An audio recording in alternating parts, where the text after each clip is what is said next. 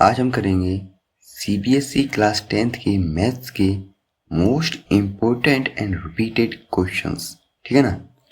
चलिए शुरू करते हैं। तो ये जो चैप्टर हमारे हम ऑलरेडी बता चुके हैं आपको मोस्ट इम्पोर्टेंट और रिपीटेड क्वेश्चंस है आपके 2024 एग्जाम के लिए। ये 2023 से 2014 तक के एग्जाम के प्रॉपर एनालिसिस करके बनाए गए हैं। ठीक है ना। और यहाँ पे जो क्वेश्चन है उनके हमने ईयर मेंशन इस वजह से नहीं किए हैं क्योंकि ये क्वेश्चन जो मेजरली हमारे क्वेश्चन वो ऑलमोस्ट हर ईयर में आए हुए हैं। पूरा क्वेश्चन नहीं तो उसका कोई कंसेप्ट आया हुआ है, इस वजह से हमने ईयर मेंशंस नहीं किए हैं। और आपको अगर हमारी वीडियो पसंद आती है तो सब्सक्राइब जरूर कीजिएगा चैनल को ऐसी और वीडियोस देखने के लिए। चलिए शुरू करते हैं। पहला चैप्टर है अपना रियल नंबर्स। यहाँ पे पहला क्वेश्चन है अपने पास 2√5 इज एन इरेशनल नंबर। तो देखिए इस क्वेश्चन में दो चीज़ हो सकती हैं। या तो आपको हो सकता है कि पूछे कि 2√5 इरेशनल आपको प्रूव करना है, लेकिन √5 इज ऑलरेडी इरेशनल, ये चीज़ आपको उसने दे रखी हो पहले से। अगर ऐसा होता है कि वो आपको पहले से दे देता है कि 2√5 जो है प्रूव करना है आपको, लेकिन √5 जो है इरेशनल ऑलरेडी है, तो आपको बस 2√5 को PYQ के इक्वल रखना है।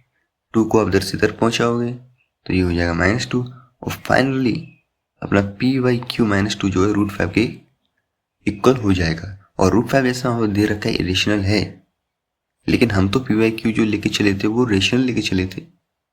ऑपरेशनल माइनस रेशनल रेशनल ही आएगा, लेकिन √5 इरेशनल है तो हमारी जो एजम्पशन जो था हमारा, जो हमने माना था कि 2 + √5 रेशनल होगा PYQ की फॉर्म में, वो गलत हो जाएगा।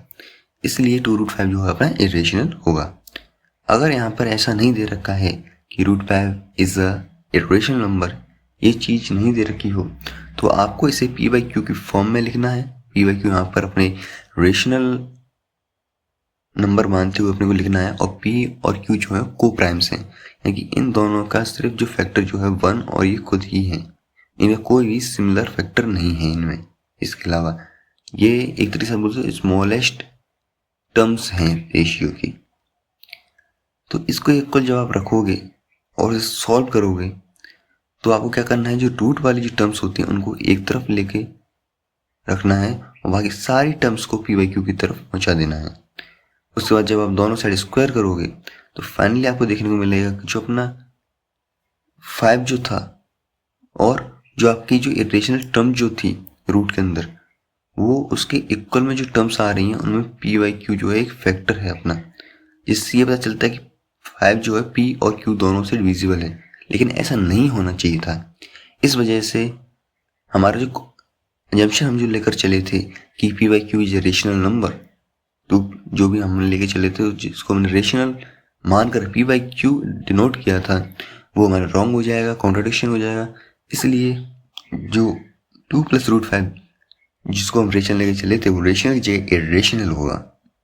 नेक्स्ट क्वेश्चन है अपने पास की 2 नंबर्स हैं जो कि इस रेशियो में है 2:3 में, और उनका एलसीएम अपने 180 दे रखा है। तो देखिए अगर अपने 2 नंबर्स का एलसीएम अपन कैसे निकालते हैं, मान लीजिए आपके पास ये जो नंबर्स हैं वो आप 2x 3x लिख सकते हो इन नंबर्स को आप, क्योंकि 2x 3x का रेशियो भी 2:3 होने वाला है। तो 2x 3x का हम एलसीएम निकालें तो क्या निकल के आएगा, वो निकल के आएगा 2 × 3 × x, जो कि अपना 180 अपने को दे रखा है। 2 3 = 6 और 6 ये अपना चला जाएगा कितने बार, 30 टाइम्स। तो x की वैल्यू अपनी कितनी आ गई, 30।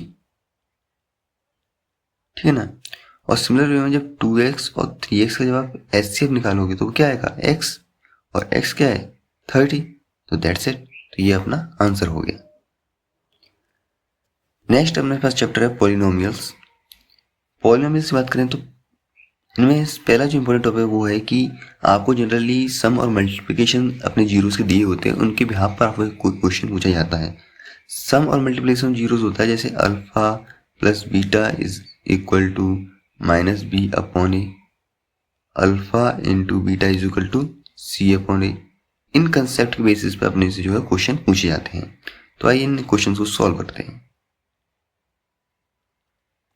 पहला क्वेश्चन मेरे पास कि हमें वो क्वाड्रेटिक पॉलिनोमियल बताना है जिसके सम और प्रोडक्ट का जो जीरोस जो है वो -1 और 20 है। ये यहाँ तक आप पहले लेके चलिए कि हमें क्वाड्रेटिक पॉलिनोमियल निकालना है जिसके सम और प्रोडक्ट जो है जीरोस का वो -1 और -20 है। Find the zeros of the so obtained, और जो हमारे पास आ रही है पॉलिनोमियल उसके अपन को जीरोस भी निकालने हैं। तो देखिए इसको कैसे करेंगे। आपने पता होना चाहिए इक्वेशन क्या होती है in the form of sum and product of zeros.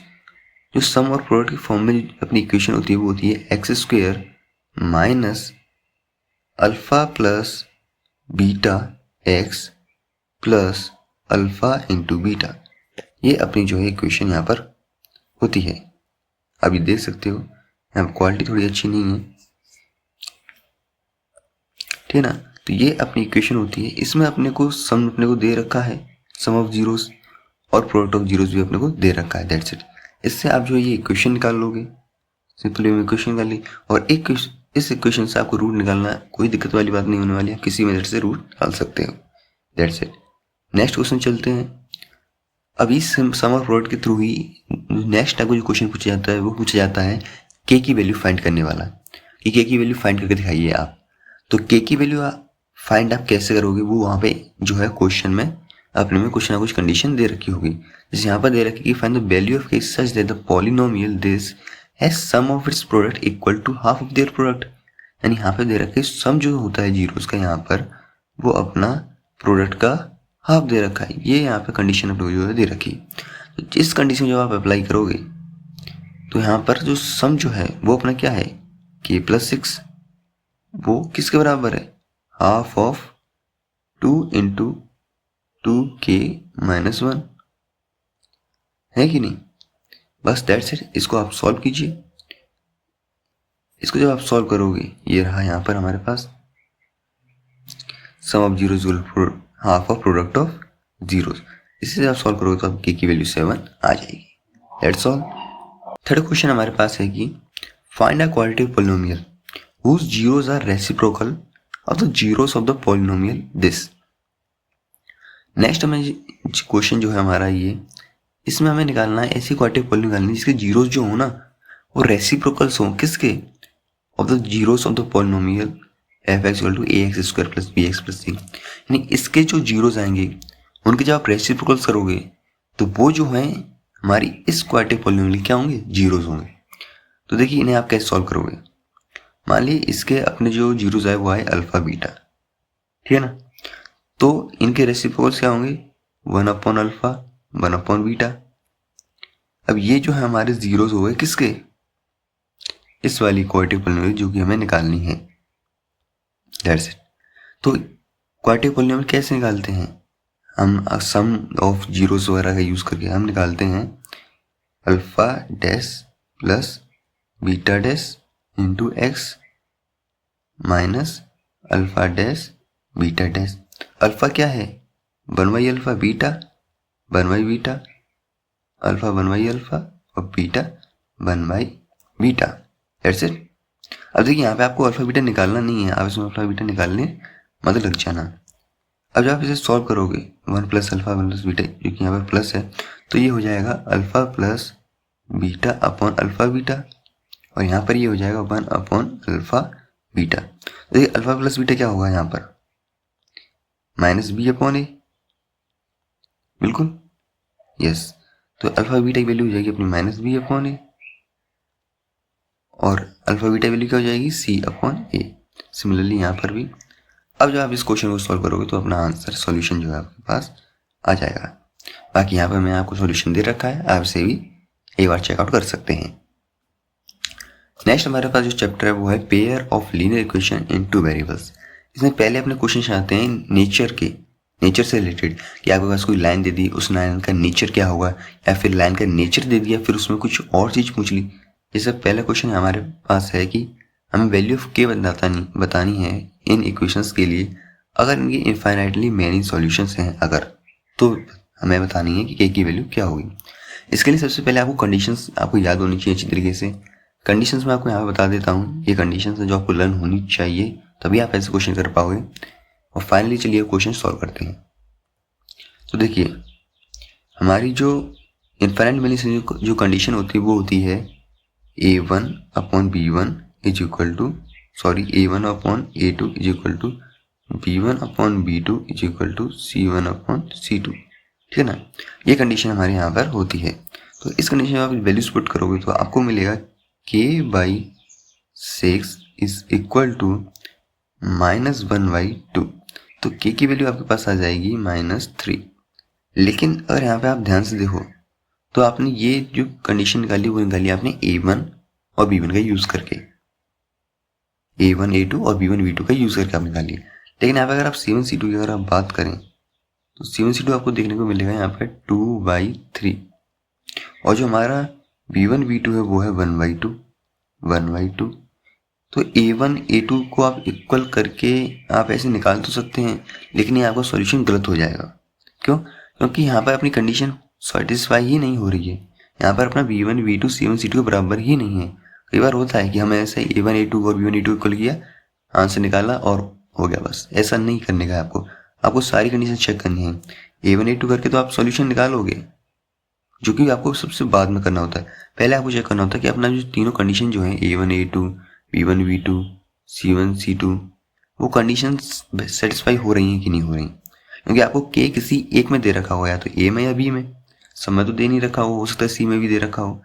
लेकिन आप बच्चों दो कंडीशन बचनी है वो तो आपको चेक करनी होगी ना, कि वो जो है उस चीज को सेटिस्फाई कर रही है कि नहीं कर रही, जो अपनी कंडीशन दे रखी है। तो यहाँ पे इन्फिनिटी मेनी सॉल्यूशन के लिए B1 B2 C1 C2 के बराबर होना चाहिए था, लेकिन यहाँ पे B1 B2 तो 1/2 आ रहा है और C1 C2 2/3 है। तो यहाँ पर कोई भी वैल्यू एग्जिस्ट नहीं करेगी अपनी K के लिए। तो इसके सॉल्यूशन में करें तो कोई वैल्यू अपनी एग्जिस्ट नहीं करेगी। नेक्स्ट हमारे पास जो क्वेश्चन आते हैं पेयर ऑफ लीनियर इक्वेशन से, वो आते हैं ग्राफिकल मेथड के थ्रू। जैसे कि यहाँ पर 3 लाइन्स दे रखी हैं अपने को, ये कहा जा रहा है कि ये 3 लाइन एक पार्क बना रही हैं, ट्रायंगुलर पार्क। हमें यहाँ पे बताना है कि find the points of the intersection of the graphically and the area of the park if और मेजरमेंट इन किलोमीटर। हमें जो पार्क जो है, ये जो लाइन्स के थ्रू जो पार्क अपना बनेगा, मान लीजिए ये पार्क बना अपना, तो ये इस पार्क की ये जो है पॉइंट्स, इंटरसेक्शन पॉइंट्स जो हैं, ये हमें बताने हैं और इसका एरिया बताना है। तो देखिए, सबसे पहले इस क्वेश्चन करने के लिए आपको ग्राफ पेपर पर इसको ड्रॉ करना है। आप ये जब ग्राफ पेपर ड्रॉ कर लोगे बस, फिर उसके बाद आपको कुछ नहीं करना होता, आप बहुत ही आसानी से ये सारे पॉइंट्स निकाल पाओगे। और ये अभी राइट एंगल ट्रायंगल के थ्रू आप जो है राइट एंगल, इसमें अपने पास क्या है, ये ऑल्टीट्यूड है अपने पास, तो हाफ बेस इनटू हाइट, इस चीज़ यूज करके आप इसका एरिया भी इजीली निकाल लोगे। नेक्स्ट क्वेश्चन अगर हम देखें वो है कि हमें इसका ग्राफ बनाना है अगेन उसी तरीके से, और यहाँ पे हमें क्या दे रखा है कि हमें रेशियो निकालना है। हमें ग्राफ पहले हम इनका बनाएंगे ग्राफ आराम से, कोई दिक्कत वाली बात नहीं। उससे हमें जो रेशियो निकालना है वो अलग तरीके से निकालना है। हमें जो रेशियो निकालना है, दो एरिया का हमें रेशियो निकालना है जो कि इस ट्रायंगल के द्वारा फॉर्म होंगी by first line x=0 y=0। यानी कि हमें यहाँ पे जो एरियाज के रेशियो निकालने हैं दो ट्रायंगल के एरियाज के। अब कौन कौन सी ट्रायंगल है वो, पहला ट्रायंगल है जो कि अपना है फर्स्ट लाइन और x=0 y=0, यानी जो फर्स्ट लाइन है वो और फर्स्ट लाइन और हमारा x=0 एक्सिस और y=0, ये हमारा होता है x=0 एक्सिस और ये होता है y=0 एक्सिस, ठीक है ना। तो इन दोनों लाइंस और इस लाइन, मानी ये लाइन आपकी ऐसा ही, तो इसके बीच में जो अपना एरिया बनेगा वो, और सेकंड जो अपना है वो है सेकंड लाइन है x=0 एंड y=0। मान ली सेकंड लाइन इस तरीके से अगर आपकी आती है तो इसके थ्रू जो एरिया होगा वो, इन दोनों का आपको जो है रेशियो निकालना है। जब ग्राफ पेपर आप इसको ड्रॉ करोगे तो आपका ये कुछ इस प्रकार का जो है ग्राफ अपना बनेगा। ग्राफ पेपर ग्राफ नहीं बनेगा ये, सॉरी, ये अपना कुछ इस प्रकार की लाइंस अपनी ड्रॉ होंगी और इनका जब आप एरिया निकालोगे ये वाला ही, उनका आपको रेशियो निकाल देना है, वही अपना सॉल्यूशन होने वाला है, ठीक है ना। बाकी सॉल्यूशन में आपको प्रोवाइड कर रखा है, आप चेकआउट कर सकते हैं। नेक्स्ट जो है वर्ड प्रॉब्लम अपने पास आ जाती है। वर्ड प्रॉब्लम में हमारे पास दे रखा है कि पॉइंट ए और बी हैं जो 100 किलोमीटर अपार्ट है हाईवे पर। कोई कार है वो ए पॉइंट से स्टार्ट होती है, ठीक है ना, one car start from A and another from B at the same time. हमारे पास दो पॉइंट हैं ए और बी, ए एंड बी, जो कि 100 किलोमीटर अपार्ट है, ठीक है ना। कोई कार है ए से स्टार्ट हो रही है और एक कार है जो बी से स्टार्ट हो रही है। अब दोनों सेम स्टार्ट सेम टाइम पर ही हो रही हैं। पहली कंडीशन हमें दे रखी है कि अगर वो सेम डायरेक्शन में ट्रेवल करती हैं at different speed they meet in 5 hours. अगर वो सेम डायरेक्शन में ट्रेवल करें लेकिन डिफरेंट स्पीड, जो कि होनी भी चाहिए, क्योंकि अगर आप सेम डायरेक्शन में ट्रेवल करोगे और सेम स्पीड रहेगी तो आप कभी मैट ही नहीं कर पाओगे। इसलिए आपकी इसकी स्पीड जो है थोड़ी कम होनी चाहिए इसके मुकाबले। तो जब आप सेम डायरेक्शन में ट्रेवल करो डिफरेंट स्पीड पर तो 5 आवर्स में मिल जाते हैं। यहीं अगर वो दोनों सेम डायरेक्शन में ट्रेवल करें तो वो सिर्फ 1 आवर में ही मिल जाते हैं। तो इसके लिए अपने कंडीशन बतानी है कि जो है सॉल्यूशन बताना है कि इसकी स्पीड्स क्या होंगी कार की, ठीक है ना। और what step do you suggest to save petrol, ये तो आप खुद कर सकते हो। तो स्पीड्स की निकालने के लिए हमें ये क्वेश्चन सॉल्व करना पड़ेगा एक proper step by step form में। तो चलिए अब इसका सॉल्यूशन देखते हैं कि आप उसे किस तरीके से सॉल्व करना है। मान लीजिए आपकी ये दो कार्स जो अपनी थी वो सी पॉइंट पर मिलती हैं, सपोज कीजिए। अब जो इनिशियल क्या जो हमारी जो स्पीड्स हैं ए और बी कार की वो यू और बी हैं। तो देखिए अब सी पॉइंट पे जो मिल रही हैं तो हमारी ए सी अगर हम वैल्यू निकालने की कोशिश करें तो ए सी की वैल्यू क्या होगी, you speed into time, time कितना है 5 आवर्स। सिमिलरली बी सी अगर हम बात करें तो बी सी की वैल्यू क्या होगी 5 आवर्स इंटू वी, जो कि उसकी स्पीड है। अब आप ध्यान से देखें तो आपको पता चलेगा कि ए सी में से अगर आप बी सी माइनस कर दो तो आपके पास 100 आएगा। इसी के थ्रू आप एक इक्वेशन बना सकोगे। ए सी माइनस बी सी कितना है 100, तो 5u माइनस 5b क्या है 100, तो u माइनस बी क्या होगा 20। देखिए यहाँ पे आप वेरिएबल्स कई तरीके के ले सकते हैं, लेकिन हम u और v वेरिएबल ले रहे हैं क्योंकि हमें यही निकालना है, स्पीड ही निकालना, तो हमने स्पीड को ही वेरिएबल लेके चले हैं।